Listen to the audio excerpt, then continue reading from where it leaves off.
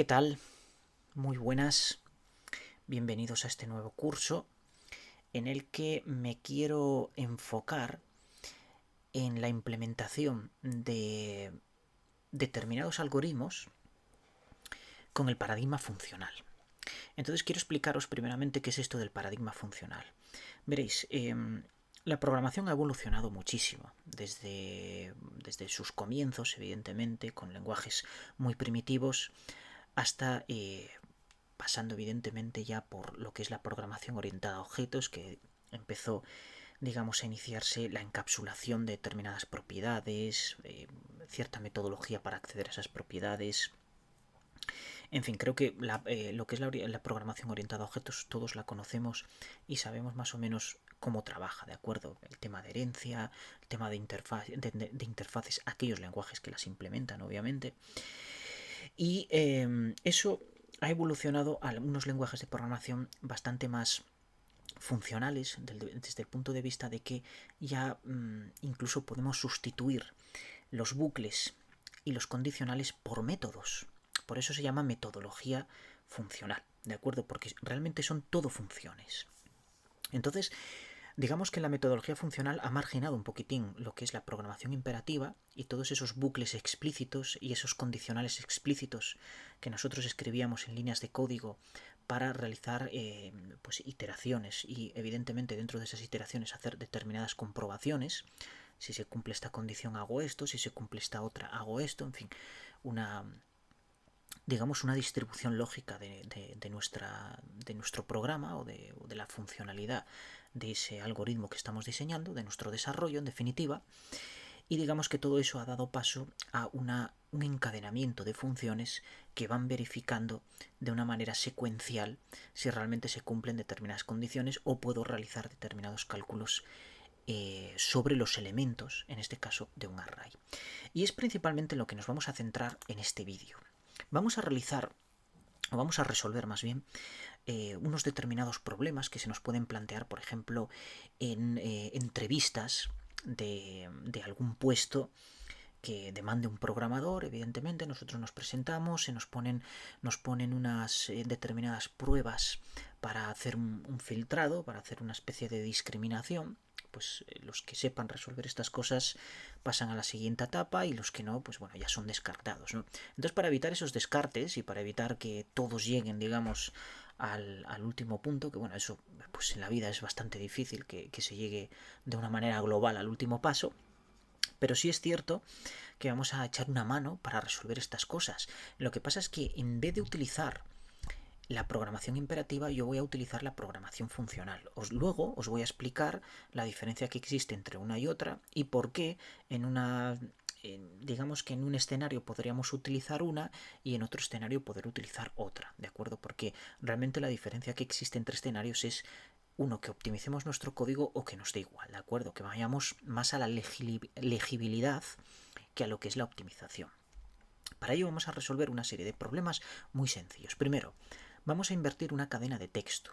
¿Y qué es esto de invertir una cadena de texto? Bueno, pues sencillamente es que el carácter 0 pase a ser al n-1, hablando en temas desde un punto de vista de indexación de un array, y que el n-1 pasa a ocupar, digamos, la posición 0.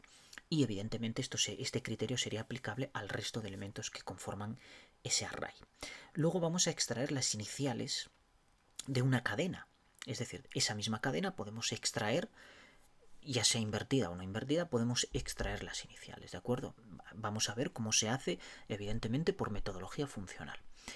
Vamos a calcular el factorial de un número. Y va a ser interesante porque vamos a reutilizar esa función una vez que la tengamos desarrollada para calcular el valor de e. Fijaos, nos vamos aquí en Wikipedia y vamos a calcular lo siguiente. Vamos a calcular el valor de e a través de esta expresión. Es decir, es un sumatorio de una serie desde n hasta infinito de este cociente exactamente, que no es ni más ni menos que 1 dividido entre n factorial. ¿De acuerdo? Por tanto, es un cálculo relativamente sencillo, pero que se puede hacer de una manera muy eficiente y muy rápida con el paradigma funcional, es decir, con la metodología funcional o programación funcional, como queráis llamarle. Vamos a calcular a través de la serie de Leibniz vamos a calcular esta razón de pi y por supuesto nos vamos a deshacer de este 4 y vamos a obtener el valor de pi. Y luego vamos a contrastar el resultado también calculando pi a través del producto de Wallis, que es otra expresión que nos permite obtener otra razón de pi, que en este caso, pues bueno, habría que descartar el 2 y quedarnos únicamente con el término numerador de esta ecuación, ¿de acuerdo? Pues bien, tenemos pi por el producto de Wallis, pi por la serie de Leibniz y e, pues evidentemente por su cálculo, en este caso un sumatorio de esta expresión que tenemos aquí y que necesitamos el factorial, ¿de acuerdo? Y luego ya como colofón lo que vamos a hacer es obtener, por ejemplo, vamos a obtener una serie de 1 a 100 y en esa serie lo que vamos a obtener es qué cantidad, qué cantidad no, cuántos números, no, lo vuelvo a decir mal, los números primos que hay comprendidos entre 1 y 100, entre 1 y lo que queramos nosotros, ¿de acuerdo? El límite lo vamos a poner nosotros. Luego, estas dos veces anteriores que me equivoqué, si queremos saber cuántos números hay, pues bueno, evidentemente es una vez que tengamos todos los números primos incluidos en un matriz, pues en un array, perdón, con la propiedad length, pues ya sabemos cuántos números hay dentro de esa serie que hemos predeterminado, ¿de acuerdo? Bien, para ello vamos a utilizar el lenguaje de JavaScript, pero esto es aplicable a cualquier lenguaje de programación, sea C#, sea Java, sea Python. Con C# tenemos LINQ en sus variantes, ¿no? Funcional o digamos parecida al lenguaje SQL. En Java tenemos los string, ¿de acuerdo? Que nos permiten pues, obtener métodos como map, como filter, como reduce. Tenemos todos esos también. En C# sí es cierto que bueno, le han cambiado el nombre, pues es select, where, aggregate. Son métodos funcionales que funcionan exactamente igual que estos, pero que les han cambiado sencillamente el nombre, ¿de acuerdo? Yo incluso hay veces que considero más apropiados algunos de C#, alguna denominación de C# que de los otros lenguajes. Porque, por ejemplo, el select a mí me gusta. El where ya, en fin, es que es muy SQL, ¿no? Me gusta más el filter, sinceramente. Pero el aggregate me gusta. Sí, porque es del agregado de SQL, ¿no? De toda la vida, que estamos más acostumbrados. El reduce, pues bueno, ya eso de reducir, pero tiene su lógica. Y lo explicaré en su momento. Bien, entonces vamos a empezar a invertir una cadena. Es muy sencillo, veréis. Vamos a utilizar, por ejemplo, vamos a crear una constante que le vamos a llamar cadena y sencillamente vamos a colocar un texto. Esta cadena va a ser invertida, por ejemplo. Bien, perfecto. Entonces ahora esta cadena lo que vamos a hacer es utilizar un método que se conoce como split. Además es un método que está presente en la mayoría de los lenguajes de programación porque lo vais a tener en C#, lo vais a tener en Java, lo vais a tener en C, evidentemente C++, lo vais a tener en Python, lo vais a tener en muchos otros lenguajes, Go, R, lo que sea, todos estos lenguajes lo tienen, ¿de acuerdo? Incluso en lenguajes como más orientados, digamos, al tratamiento de datos como mQuery, también lo hay, ¿de acuerdo? También está split. Split nos pide un parámetro, nos pide un argumento que es sencillamente pues un carácter, ¿de acuerdo? Es decir, un carácter por el cual vamos a separar nosotros o dividir esa cadena. En este caso, como queremos extraer todos los caracteres que compone esa cadena, independientemente del tipo, ya sea legible o sea, pues bueno, por ejemplo, un carácter de espacio en blanco, lo que sea, pues en este caso, a ver, legible me refiero a que, por ejemplo, las letras, bueno, leíble más bien, no legible, sino leíble. Por ejemplo, esta cadena, pues bueno, las letras en sí o los caracteres de espacio en blanco, pero también son relevantes, ¿de acuerdo? Porque son los que nos separan las palabras. Entonces, en este caso nosotros le vamos a indicar que lo separe vamos, con la cadena vacía, que en este caso lo que va a obtener va a ser un array de todos los caracteres que componen esa cadena. Fijaos, lo vamos a grabar y lo que vamos a hacer es imprimirlo por pantalla, ¿de acuerdo? Sin embargo, para imprimirlo por pantalla yo voy a anticiparme aquí y poner un console clear, ¿vale? Porque si no voy a tener que andar limpiando la pantalla constantemente y no quiero. Entonces luego vamos a poner un console log y sencillamente invertir, ¿de acuerdo? Que es, de momento no está invertida, obviamente, pero sí vamos a ver el resultado de split, ¿de acuerdo? Bien, grabamos esto y ejecutamos node index.js. Ahora mismo estaba pensando la extensión cuál era. Bien, alargamos esto hacia arriba y fijaos, tenemos aquí que no me lo visualiza bien. A ver, no, bueno, la ruedita esta me da a mí que no funciona muy bien. A ver, bueno, sí que lo tenemos, sí que estaba. Ahora sí, perfecto. Este array, fijaos, es un array, ¿de acuerdo? Porque con estos brackets lo que me está indicando es que es un array y cada uno de los elementos es una cadena de texto que es un carácter a su vez. Imaginaos, fijaos que tengo aquí el espacio en blanco también, ¿de acuerdo? Y se repiten varias. Bueno, evidentemente se repite por cada palabra que hay, ¿de acuerdo?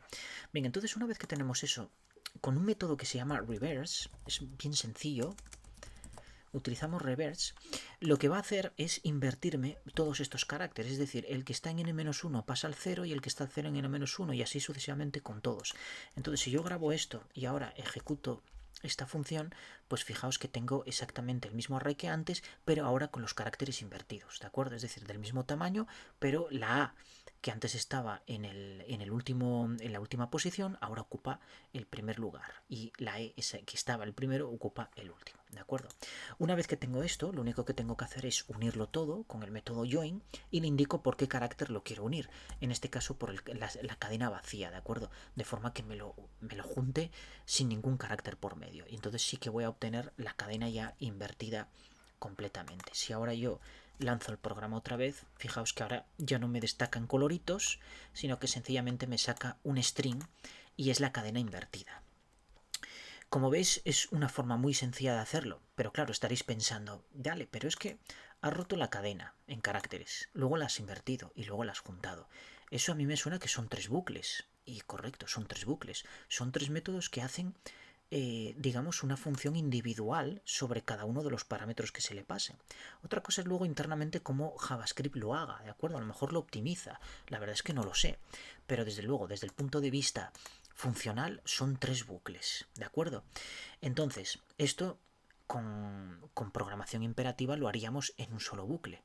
En un solo bucle lo podríamos hacer, ¿de acuerdo? Bien, por tanto, punto positivo para el imperativo y negativo para el funcional. Ahora, ponte a hacer esto en una sola línea. Con la metodología imperativa sería imposible, ¿de acuerdo? Hombre, puedo concatenarlo todo, separándolo por punto y comas y hacer una auténtica marranada, pero no es el objetivo, ¿de acuerdo? Entonces, sacrificamos por un lado optimización o legibilidad, ¿de acuerdo? En este caso, pues bueno, viendo esto concatenado así, es muy legible, ¿de acuerdo?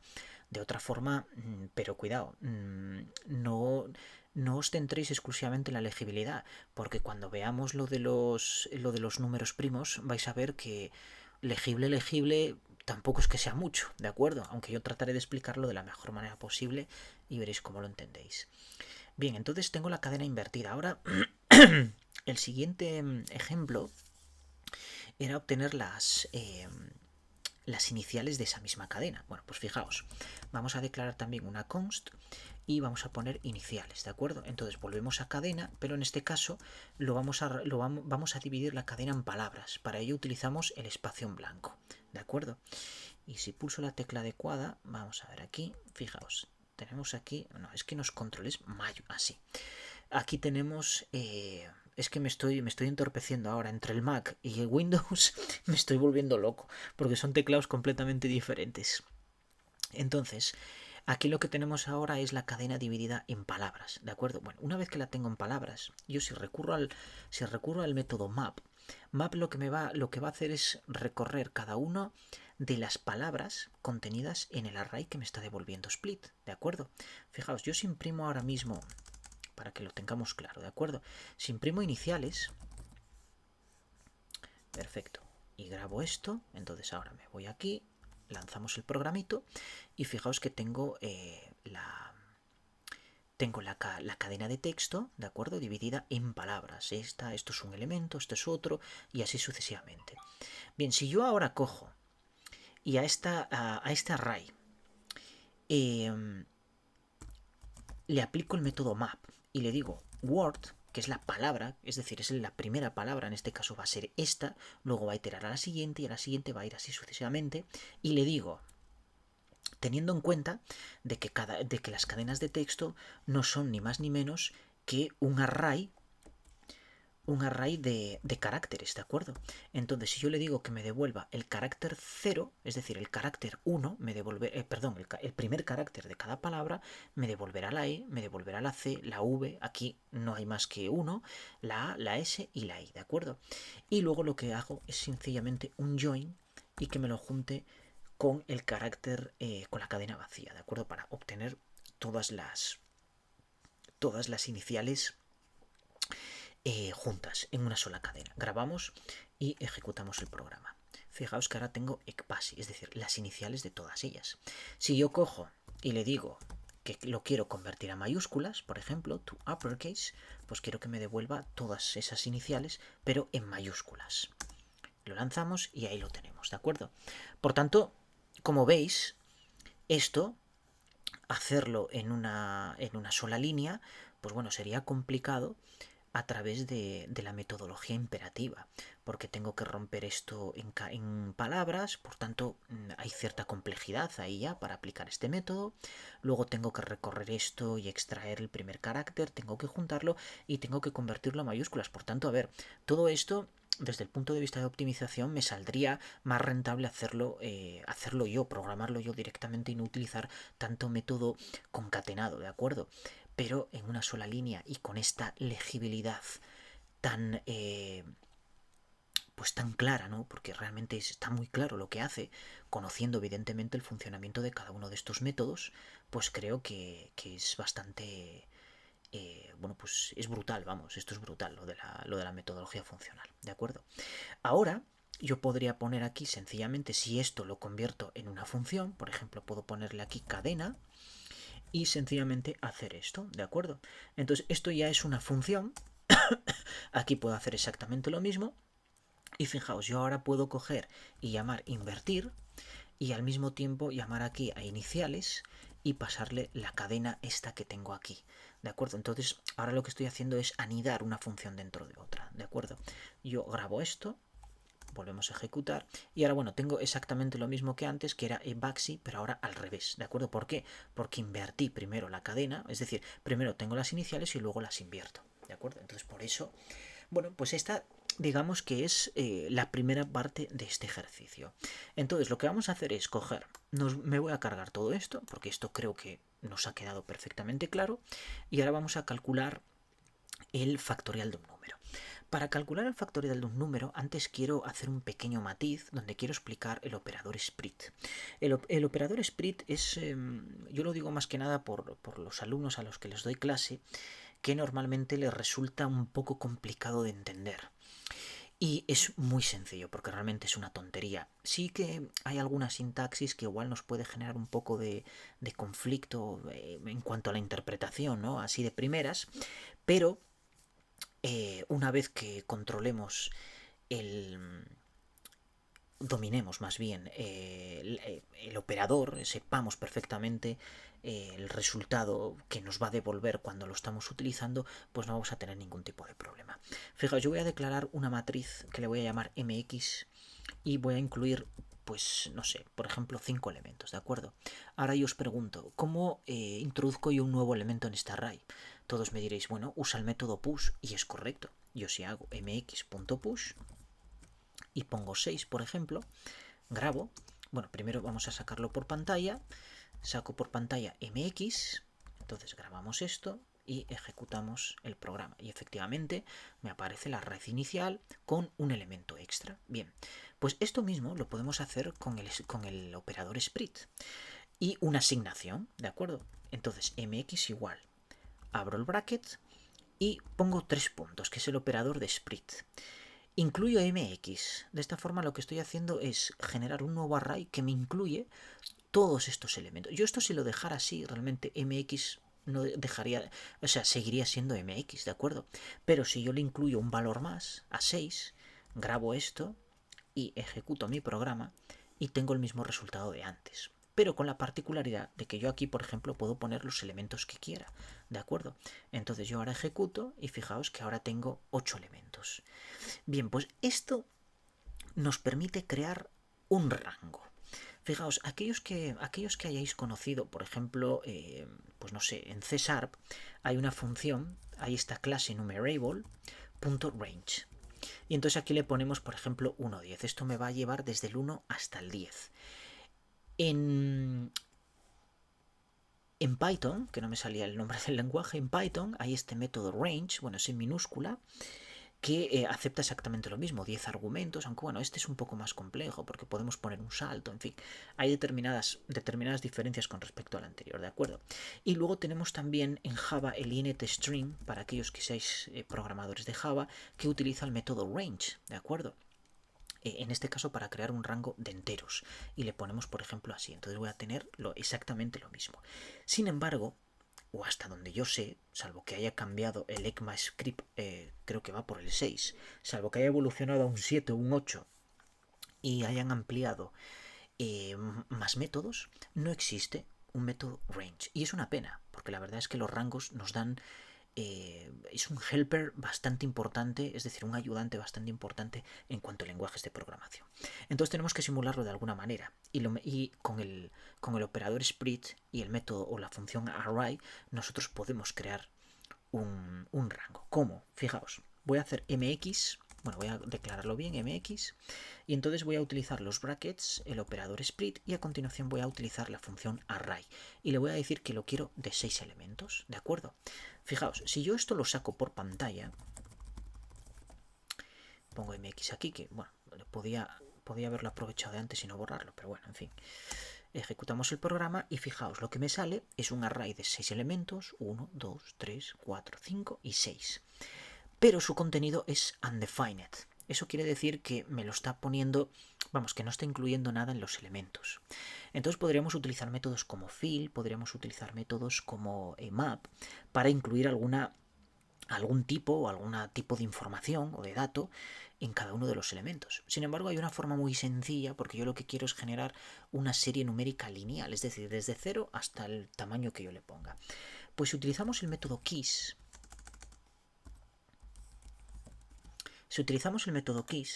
fijaos lo que va a cambiar ahora el array. Ahora contiene números, que son las claves, más bien son los índices de cada una de las posiciones del array. Es decir, empieza en 0 y sabemos que termina en n-1, siendo n este 6 de aquí. ¿De acuerdo?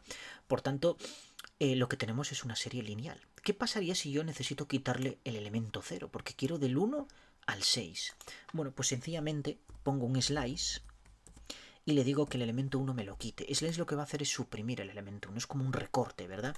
Es como una cuchilla que me corta pues el elemento que yo le indiqué ahí, en este caso la posición 1. Ejecuto el programa y fijaos que tengo ahora del 1 al 5. Sin embargo, aquí hay un problema. ¿Por qué? Porque si yo digo que quiero 6 elementos, ¿por qué me das 5? Yo quiero 6. Claro, al quitarle el 0, evidentemente reduzco el tamaño del array de 6 elementos a 5. Entonces yo aquí tendría que hacer una suma más 1, ¿de acuerdo? Y de esta manera yo ya tengo mi array o mi serie del 1 al 6. Pues esto es fundamental para calcular el factorial de un número. Porque el factorial, ¿qué es el factorial? El factorial, en el fondo, es el 1 por el 2, por el 3, por el 4 y por el 5 en el caso de querer el factorial de 5. El 0 me sobra, porque es que si yo multiplico todo esto por 0, daos cuenta que aquí hay un acumulado. Es decir, el factorial es 0 por 1, 0. El producto, el resultado de este producto lo tengo que multiplicar por el siguiente número y así sucesivamente con todos. Por tanto, si tomo como primer elemento el 0, el resultado siempre va a ser 0, ¿de acuerdo? Porque los productos intermedios siempre van a ser 0. Entonces eso no me interesa. Entonces, ¿qué es lo que tengo que hacer? Eliminar este 0 y a este número tengo siempre que sumarle 1. Por eso lo expreso así, porque aquí podría haber puesto 7, pero no me interesa poner 7. Me interesa poner, de momento, vamos a poner 5 más 1, que sabemos que sé perfectamente cuál es el factorial de 5 de memoria. ¿Y ahora qué es lo que tengo que hacer? Pues una vez que tengo creada la serie de 5 elementos, sencillamente utilizo un método conocido como reduce. Reduce lo que hace es reducir, ya lo dice la propia traducción, ¿de acuerdo? ¿Y qué significa reducir? Bueno, pues cuando yo tengo un array de n elementos, lo que tengo es una matriz. Desde el punto de vista matemático yo tengo una matriz, en este caso de una sola fila o de 6 columnas, dependiendo del número, ¿no? De si estos son filas o son columnas, ¿de acuerdo? Por tanto, o tengo una fila o tengo 6 columnas. Eso me queda perfectamente claro. Pero el problema es que la función reducir... Bueno, el problema no. La particularidad de la función reducir es que me va a eliminar todos esos elementos, es decir, elimina absolutamente la indexación del array y me lo convierte en un único número resultante de una función lambda que yo voy a incluirle como argumento a la función reduce. ¿De acuerdo? Lo vemos con un caso práctico y veréis lo sencillo que es. ¿Qué argumentos de entrada me va a tomar el método reduce? Dos. Por un lado el acumulador y por el otro lado el elemento actual sobre el que está iterando, ¿de acuerdo? ¿Sobre qué elementos va a iterar? Evidentemente sobre el array que yo le estoy pasando aquí, que es todo esto. ¿De acuerdo? Que es en este caso del 1 al 5. Entonces cur inicialmente tomará el valor 1, luego el 2, luego el 3 y así sucesivamente hasta el último elemento. Y el acumulador va a ir acumulando, valga la redundancia, valores en función de una expresión que yo meta aquí. ¿Y qué expresión quiero? Bueno, pues sencillamente, si quiero multiplicar el valor actual por el valor anterior, entonces lo que tengo que utilizar es el acumulador por cur, sencillamente. Esto de acu y cur los pongo por convención, ¿de acuerdo? Ves el acumulador, que será accumulator o accumulate, no sé exactamente lo que será en inglés, y cur, que sí que es current, que es actual, ¿de acuerdo? Entonces, lo que estoy haciendo es multiplica los números que vayas aquí acumulando. Imaginaos, inicialmente esto es un 1. ¿Por qué? Porque yo se lo voy a indicar aquí, ¿de acuerdo? Os recomiendo la función reduce siempre iniciarla en un valor, aunque sea 1 en el caso de productos y 0 en el caso de sumas, porque la primera iteración, pues el 1 y el 0, como son los elementos neutros, el 0 para la suma y el 1 para el producto, evidentemente la primera iteración son inocuos, ¿vale? Es decir, digamos que bueno, si lo diré, su implicación, que no me salía la palabra, su implicación en la primera iteración es inocua totalmente, ¿de acuerdo? Porque en un producto por 1 va a resultar lo que obtengamos de la expresión y el 0 en la suma pues exactamente lo mismo. Entonces imaginaos, en la primera iteración cur va a tener el valor 1, se multiplica por 1, obtengo el mismo resultado que es el valor que me interesa. En la segunda iteración va a obtener el valor 2 cur y este tiene 1. 1 por 2 es 2, se guarda en el acumulado. Cur va a obtener el valor 3 en la siguiente iteración y cur tiene 2, tiene acumulado 2 de la iteración anterior, por tanto 2 por 3, 6. Y así sucesivamente, ¿de acuerdo? Entonces al final lo que tenemos que es el producto de toda esta serie numérica lineal. ¿Qué es una serie numérica lineal? Pues esto que tenemos aquí.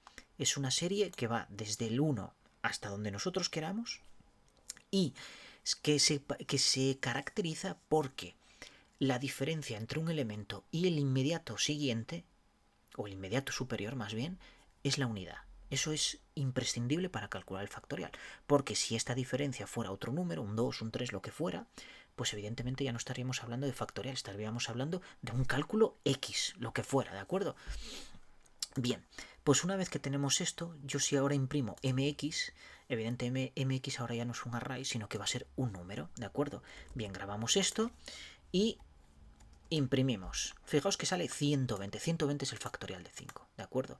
Porque si os dais cuenta es 1 por 2 es 2, 2 por 3 es 6, 6 por 4, 24, 24 por 5 son 120, ¿de acuerdo? Perfecto. Entonces ahora vamos a extender esto y vamos a calcularlo bien. Es decir, esto es un factorial y ahora le pongo n y abrimos la función flecha. Entonces yo sustituyo el 5 por n y ahora aquí lo que voy a poner es factorial y ponemos, por ejemplo, pues de 10, ¿de acuerdo? Grabo, ejecutamos y fijaos que ahora para 10, pues bueno, me salen 3.628.800. Es el problema del factorial, que con muy pequeños números el cambio es tremendo. Fijaos si meto yo aquí 100. 100 me va a resultar un número inmensamente enorme, que la manera de leer esto es únicamente a través de lo que es la notación científica, 9,33 por 10 elevado a 157, porque esto pues a saber lo que sean billones de billones. Luego tenemos aquí que si yo le meto 1000, pues vais a ver el resultado tan bonito que nos va a salir. Es decir, esto ya rompe, llega al límite máximo del tipo numérico mayor con el que trabaja JavaScript y nos devuelve infinity. Eso quiere decir que el valor ha superado los límites de almacenamiento numéricos de JavaScript, ¿de acuerdo?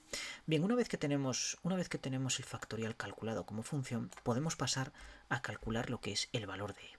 Para ello vamos a hacer una cosa, vamos primeramente a imprimir el valor de e de esta forma, mat.e, ¿de acuerdo?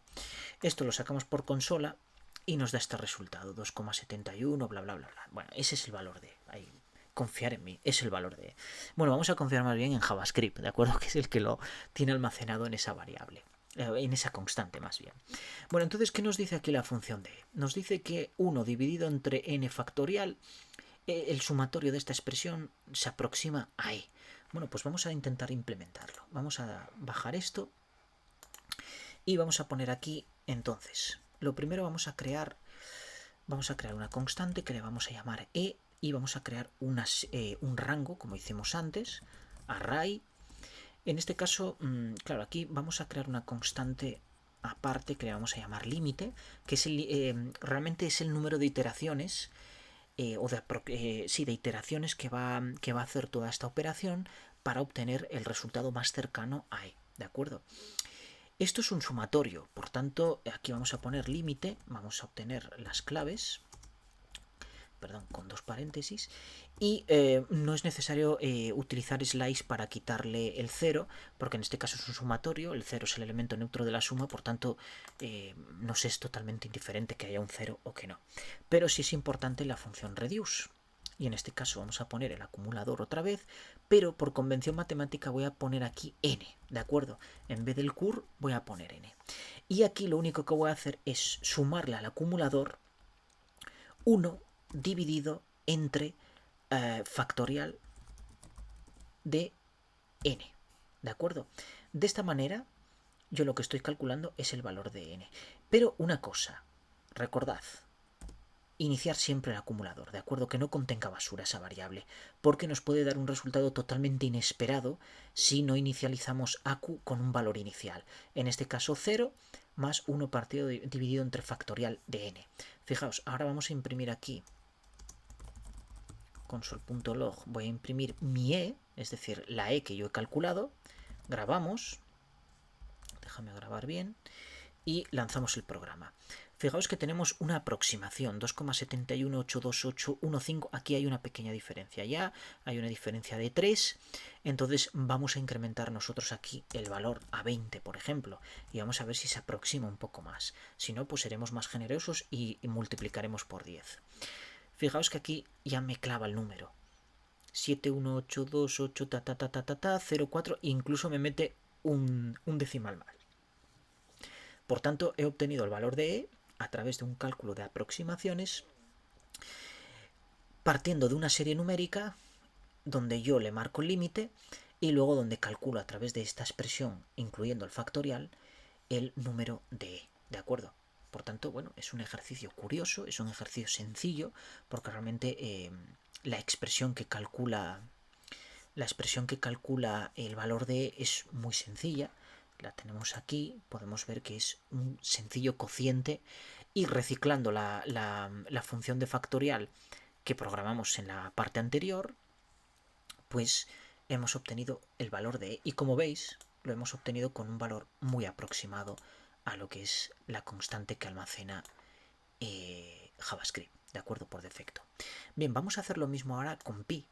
Vamos a obtener pi, por tanto yo aquí voy a poner, en vez de voy a poner pi, y aquí voy a poner, bueno, voy a poner Wallis, porque vamos a empezar por el producto de Wallis.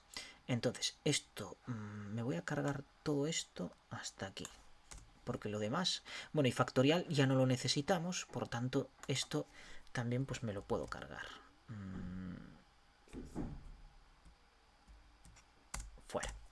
Ahí estamos. Entonces, vamos a ver qué nos dice el método para calcular por el producto de Wallis. Nos dice que 2n, bueno, esto lo voy a pasar ahora a la otra pantalla para copiarlo aquí. Ahora es aquí. Vamos a hacer un comentario aquí. Vamos a poner un comentario y entonces nos dice que tengo que multiplicar 2 por n. Bueno, voy a ponerlo matemáticamente y luego ya lo implementamos. 2n dividido entre 2n menos 1 menos 1, y que esto a su vez lo tengo que multiplicar por la misma expresión, es decir, 2n dividido entre 2n más 1. Y todo esto, el resultado que me dé esto, lo tengo que multiplicar por el mismo resultado, es decir, por este resultado, pero con un valor diferente de n. Y n va a tomar valores desde 1 hasta infinito, por tanto, en este caso, el 0 aquí ya lo tenemos que quitar. Vamos a utilizar aquí Wallis, vamos a poner Wallis, y aquí vamos a poner .slice, y vamos a quitar el 1. Entonces ahora ya utilizamos el método reduce, aq, n, ponemos flecha y vamos a darle un salto de línea para ponerlo aquí más claramente. Entonces, tengo que multiplicar, bueno, aq por, y tengo que calcular estas dos. Bueno, por facilidad yo voy a abrir dos paréntesis, voy a poner aquí por y otros dos paréntesis. Y entonces aquí es donde voy a implementar 2 por n. Y fijaos, aquí tengo que abrir otros paréntesis porque tengo que priorizar la resta por delante de la multiplicación, ¿de acuerdo? Entonces voy a hacer esto, menos 1. Y ahora lo que voy a hacer es copiarme todo esto. Y lo que voy a hacer es pegarlo aquí y sustituir sencillamente el menos por el más. Tenéis que tener mucho cuidado en este tipo de expresiones porque realmente, a ver, este paréntesis, este y este no son necesarios, ¿de acuerdo? Porque voy a multiplicar, entonces no son necesarios. Sin embargo, los pongo por legibilidad, ¿de acuerdo? Es decir, para poder leer esto, que esto lo multiplico por esto y que no sea aquí un popurrí de tal. Entonces, bueno, pero ya os digo que desde el punto de vista de sintáctico no sería necesario, ni de cálculo. Sin embargo, estos de aquí, y por cierto, aquí esto lo tengo mal porque es dividido, ¿no? Sí, dividido. Aquí se me olvidó poner la división y el paréntesis. Sin embargo, aquí sí que tengo que poner paréntesis porque yo quiero priorizar esta resta por delante de este cociente. Daos cuenta que operaciones con el mismo nivel de prioridad pues se calculan o se operan más bien de izquierda a derecha, ¿de acuerdo? Por ejemplo, el producto y el cociente se operan de izquierda a derecha, la suma y la resta de izquierda a derecha, porque son operaciones exactamente iguales. O sea, exactamente iguales con el mismo nivel de prioridad, quiero decir. Pero si hay una combinación de un producto y una suma, por ejemplo aquí, pues aquí se hace primero el producto y a continuación se hace la resta. Si yo quiero priorizar uno por delante del otro, entonces tengo que tirar de paréntesis para hacer ya mis encapsulaciones y priorizar determinadas operaciones. Bien, una vez que tengo esto, solo me falta iniciar el acumulador con el valor 1, porque en este caso es un producto, ¿de acuerdo? Entonces, el límite estamos a 20, bueno, 20 va a ser muy poco, vamos a ponerle 100, pero recordemos que esta función me devuelve pi dividido entre 2. Entonces yo aquí tengo que multiplicar esto por 2, es decir, exactamente esto. Y ahora ya tengo la aproximación de pi. Grabamos y vamos a ver qué resultado nos da.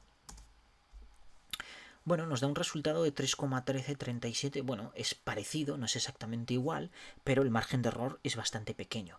Vamos a hacer alguna iteración más.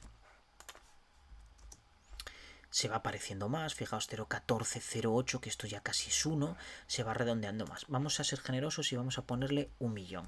Grabamos y fijaos que ahora ya aparece un número muy parecido al verdadero pi, ¿de acuerdo?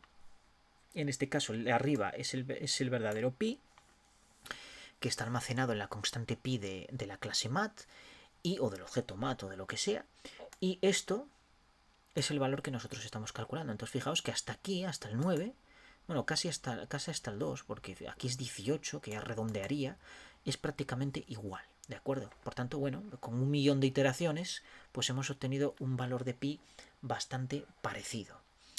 Bien, ahora vamos a dejar esa ahí y porque quiero hacer una comparación con la serie de Leibniz y vamos a ver la serie de Leibniz, que es exactamente lo que nos dice. Nos dice que es el sumatorio de menos 1 elevado a n dividido entre 2n más 1. Y esto me devuelve pi dividido entre 4. Eso hay que tenerlo muy en cuenta, ¿de acuerdo? Vamos a reducir esto un poquito y vamos aquí a...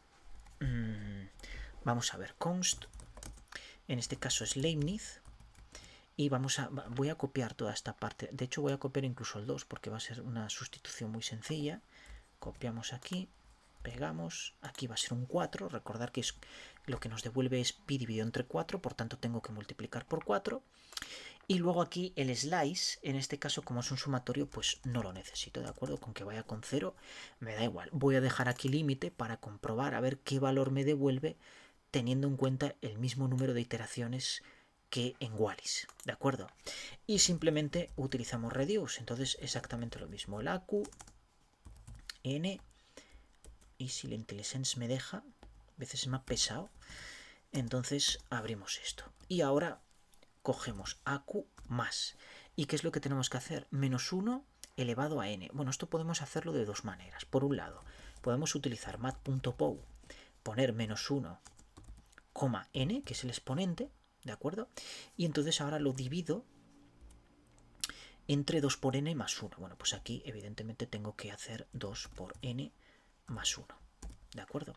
Y no olvidar darle un valor inicial al acumulador. En este caso es una suma, pues le damos el valor 0. Esto os digo que lo podemos hacer de dos maneras diferentes porque yo podría hacer lo siguiente. Podría hacer también encerrar el menos 1 entre paréntesis y luego con dos asteriscos es el operador de elevación, de exponenciación, poner por ejemplo n. Esto es lo mismo que aquí. Sin embargo, por comodidad o por legibilidad, a mí me resulta más cómodo utilizar el mat.pow, que este asterisco que lo hace un poco como más apelmazado, ¿no? Lo hace un poco más... La verdad es que este operador no me gusta nada. Yo prefiero el ampersand de Visual Basic o de algunos lenguajes que lo tienen. Perdón, el ampersand no, el circunflejo. El circunflejo que el doble asterisco. El doble asterisco me parece bastante, no sé, bastante... Yo todos los operadores que sean dos caracteres me parecen ridículos. Evidentemente no hay caracteres para todo y hay algunos que los hay que duplicar.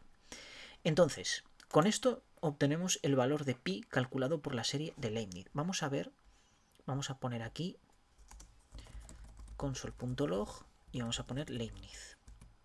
Bien, de esta forma tenemos la comparación de los dos algoritmos de aproximación, de cálculo de aproximación. Bueno, no me hace falta limpiar, ejecutamos y fijaos, aquí tengo el primer pi que es el que me devuelve JavaScript, ¿de acuerdo? Con esta constante.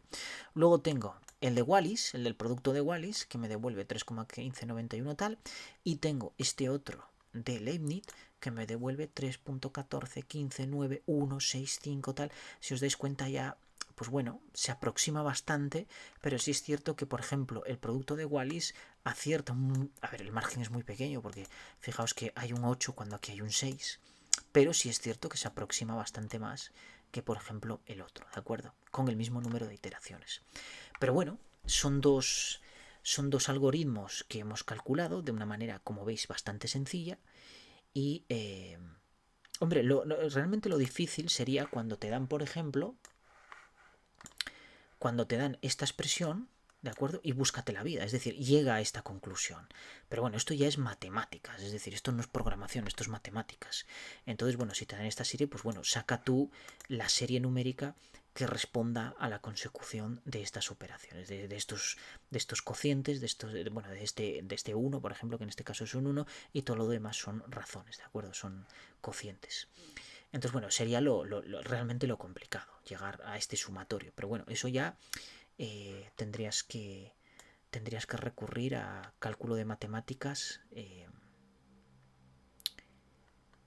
En fin, estar fino en matemáticas. Lo mismo pasa con el producto de Wallis, ¿no? De todo esto, si te dan esto, pues bueno, llega a obtener esto. Bueno, pues esto realmente es lo complejo, ¿de acuerdo? Pero bueno, tener presente de que las matemáticas y la programación van de la mano.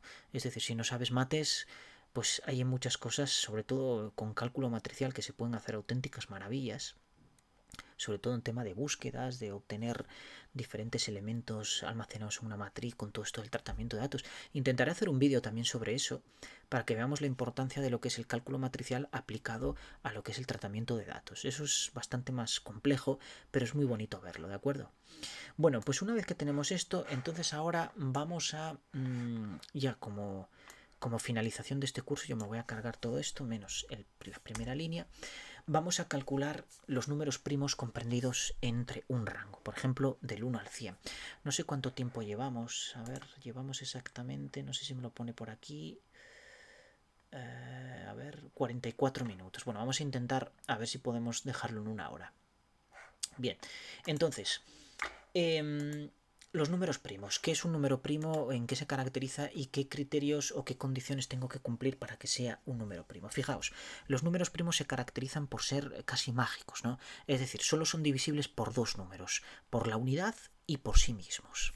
Entonces, esto nos lleva a traducir esta particularidad en dos criterios que deben cumplir.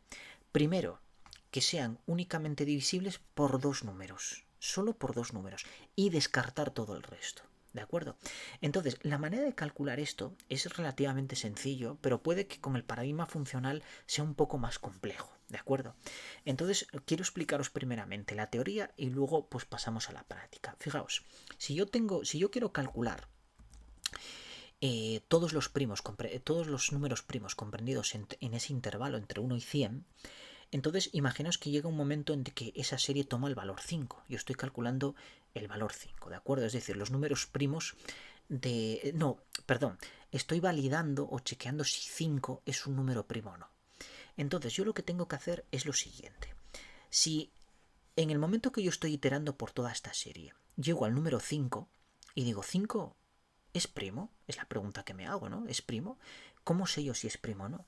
Bueno, pues lo que tengo que hacer es saber si es divisible por dos números de sus inferiores. Me explico. Tengo que generar una serie que vaya del 1 al 5. Y tengo que ir comprobando por cada número, es decir, 1, 2, 3, 4 y 5, tengo que ir comprobando por cada número de estos si este de aquí es divisible por 5. Luego, si 5 es divisible por este. Si 5 es divisible por este. Si lo es por este. Si lo es por este. Y finalmente si lo es por este. Entonces, en este caso sé que 5 es divisible. ¿Por qué? Porque es divisible entre 1, perdón.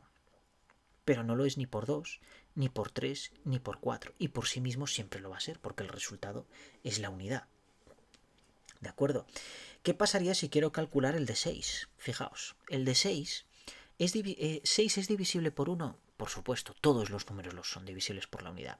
¿Lo es por 2? Sí. 3 por 2 son 6, por tanto ya es divisible. ¿Lo es por 3? Obviamente. Si lo es por 2, que es 2 por 3, pues también lo será por 3, que es 2 por 3. ¿Lo es por 4? No, por 4 no. Y por 5 tampoco. Porque tanto por 4 como por 5 me va a dar parte decimal. Entonces ya no es, evidentemente el residuo tiene que ser 0, no tiene que ser 1. Entonces por 4 y por 5 no. Pero daos cuenta que ¿cuántos números divisibles hay aquí? Hay 3, más este 4.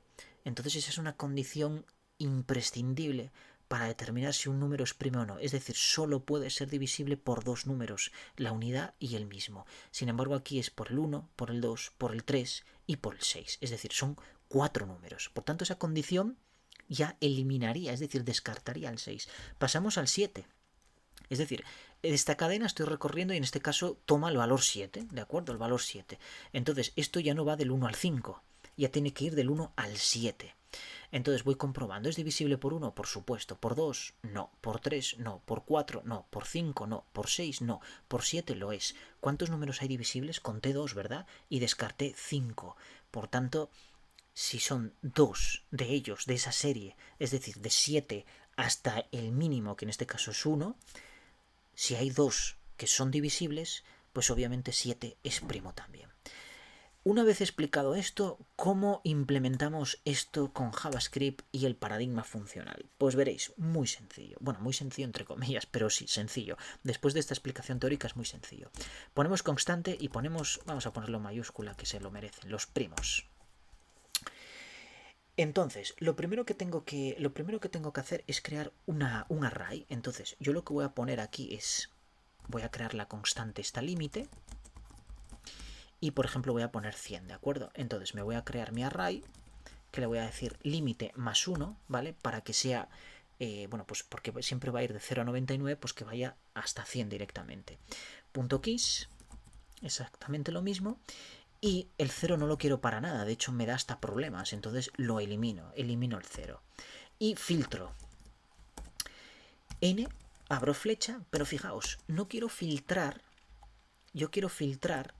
Pero antes de filtrar, yo lo que quiero comprobar es cuántos números divisibles hay en un array que voy a componer que va a ir desde 1 hasta el número que estoy analizando aquí, es decir, hasta n. Entonces yo tengo que crear una nueva serie. La creo. Array. ¿Desde dónde? Desde n más 1. ¿Por qué n más 1? Fijaos, si es 1, si n es 1, aquí me va a dar n va a ser 1. Entonces el array va a contener el 0 y yo el 0 no lo quiero. Entonces por eso tengo que sumarle más 1 y al mismo tiempo tengo que hacer otra vez punto keys. Bueno, punto, si lo escribí bien, punto keys, y aquí un punto slice 1. De esta manera tengo una serie de un número, cuando n es igual a 1, evidentemente, yo aquí voy a tener un n más 1 que van a ser 2, pero van a ser los elementos 0 y 1. Como con el slice le quito el 0, pues al final tengo array un elemento de 1. ¿De acuerdo? Y ahora filtro y le digo, en este caso, los valores de esta serie van a estar acumulados en i, es decir, los que genero aquí van a estar en i, y le digo sencillamente, n es divisible entre i, y lo igualo a 0. De esta manera lo que estoy diciendo que si este número i que saco de esta serie, o bueno, más bien, n que saco de esta primera serie, es divisible por i que saco de esta siguiente serie, que precisamente es la serie que genero de n hasta 1, ¿de acuerdo? Bueno, más bien de 1 hasta n, porque si no estaría invertida, no, es de 1 hasta n, pues vale, almacénamelo, no me lo descartes, ¿de acuerdo? Mételo por ahí en un buffer y luego ya me lo devuelves. Y cuando me lo devuelves, yo voy a comprobar la longitud de ese array. Y si la longitud de ese array es igual a 2, pues entonces esta, precisamente, es la condición que me va a filtrar aquí. Si es igual a 2, devuélveme el número. Y va a ser solo un número. Solo va a ser un número, ¿de acuerdo? Es decir, ese valor es primo y lo almacenas aquí en primo. Entonces fijaos, si yo ahora console.log y hago primos,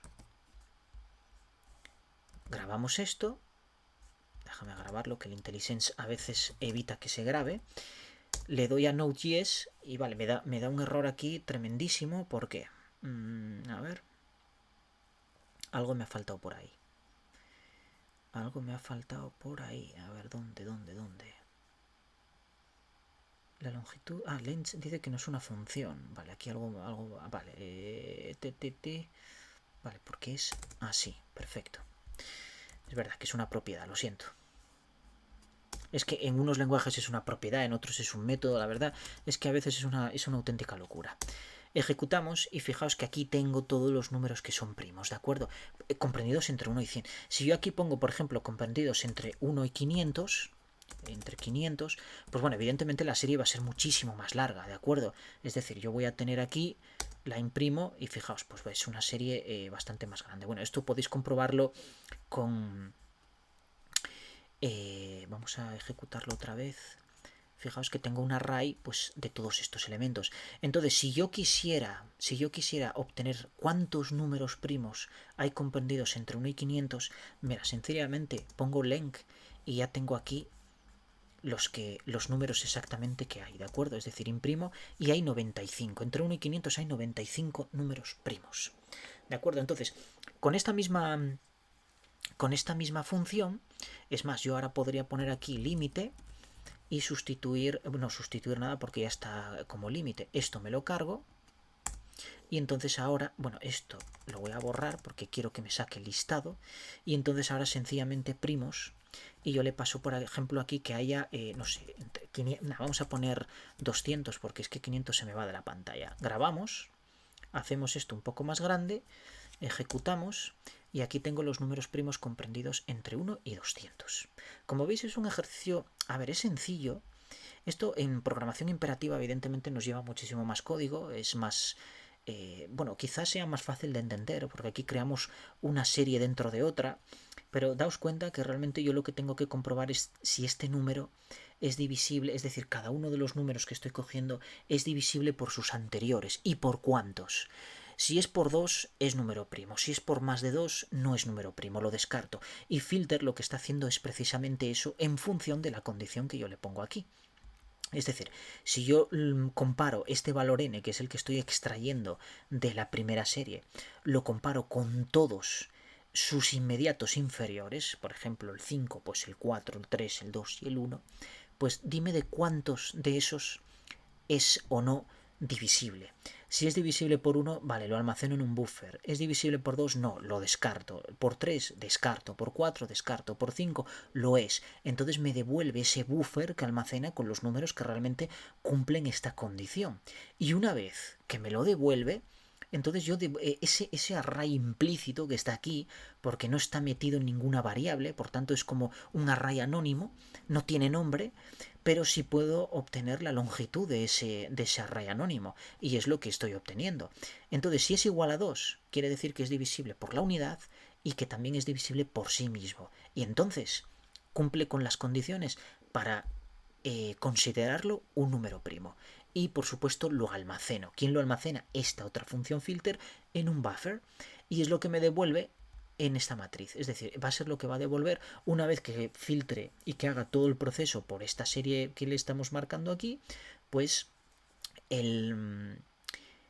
todos esos números que ha acumulado ahí en un buffer auxiliar los vuelca a primos. Y entonces yo ya puedo utilizar primos para representarlo en este caso en pantalla, pero podría hacer con ellos lo que quisiera, ¿de acuerdo? Hay funciones por ahí que utilizan números primos. En fin, los números primos tienen bastante, desde el punto de vista matemático, tienen bastantes aplicaciones, ¿de acuerdo? Y además hay muchos misterios ocultos en los números primos. Es muy peliculero todo eso de los números primos, pero bueno, realmente sí son unos números que tienen, bueno, se caracterizan por ser muy particulares, ¿de acuerdo? No solo por el hecho de ser divisibles por la unidad y por sí mismos, sino también, bueno, pues presentan otro tipo de características que digamos los, eh, los pone como en una situación privilegiada, ¿no? Con respecto al resto.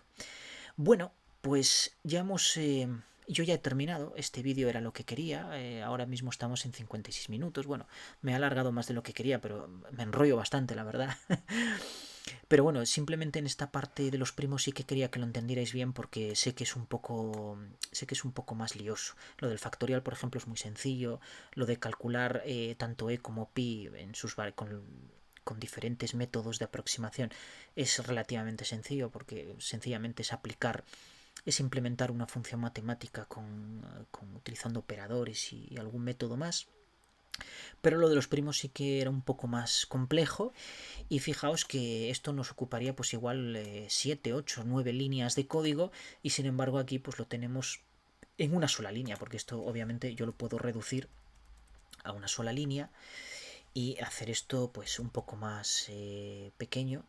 Y entonces tenemos esto, pues bueno, el tamaño normal con el que suelo programar yo es este, que se ve un poco mínimo, y lo tenemos en una sola línea, ¿de acuerdo? Luego, pues bueno, lo podríamos nosotros, porque normalmente esto se suele poner, los métodos que están bastante alineados se suelen poner así, con los puntos, ahí, y todo esto ya, pues bueno, y el punto len, nada, porque pertenece a este filter, a este filter de aquí, que es la condición lógica que debe cumplir este método filter. Y esto, bueno, pues más o menos lo que podríamos hacer sería aquí poner esto a la altura del slice, ¿de acuerdo? De esta manera, bueno, lo tenemos en 3 líneas, pero ya os digo que esto se reduce considerablemente. ¿Es efectivo? A ver, funcionar funciona, pero obviamente no va a estar tan optimizado como si lo programamos nosotros directamente con un par de bucles anidados y un par de condiciones de booleanas, ¿de acuerdo? Con unos if. Esto, bueno, el if es el filter y evidentemente pues también es bucle porque itera internamente. Lo que pasa es que, bueno, pues en vez de utilizar 2 bucles, aquí utilizamos algunos más. Pero bueno, es lo que hay, el paradigma funcional es lo que tiene. Y yo sinceramente espero que este vídeo os valga de algo. Eh, si queréis que esto se implemente, yo os pondría como ejercicio, más que hacerlo yo, que iba a decir que si queréis que implemente esto con el paradigma imperativo, pues que lo puedo hacer perfectamente, pero yo que vosotros intentaría hacer que lo hicierais vosotros como ejercicio, tanto el factorial como lo de pi. Vais a ver que es muy sencillo implementarlo con, digamos, con la metodología de toda la vida, ¿no? Pues lo dicho, espero que os valga de algo este vídeo, que os sirva, que os sea útil, que os haya gustado, darle a un me gusta si os gusta. Si tenéis alguna pregunta, dejármela en comentarios, y si queréis que lo haga en otro lenguaje de programación, porque esto es aplicable, ya os digo, a C Sharp, a Java, a Python, a Go, a cualquier lenguaje de estos tratamientos de datos, como por ejemplo R, en fin, es aplicable a todos, ¿de acuerdo? Porque la metodología funcional hoy la tienen absolutamente todos. Y es más, el que no la tenga podéis implementarla vosotros porque podéis crear la función. Bueno, pues nada, hasta el siguiente vídeo.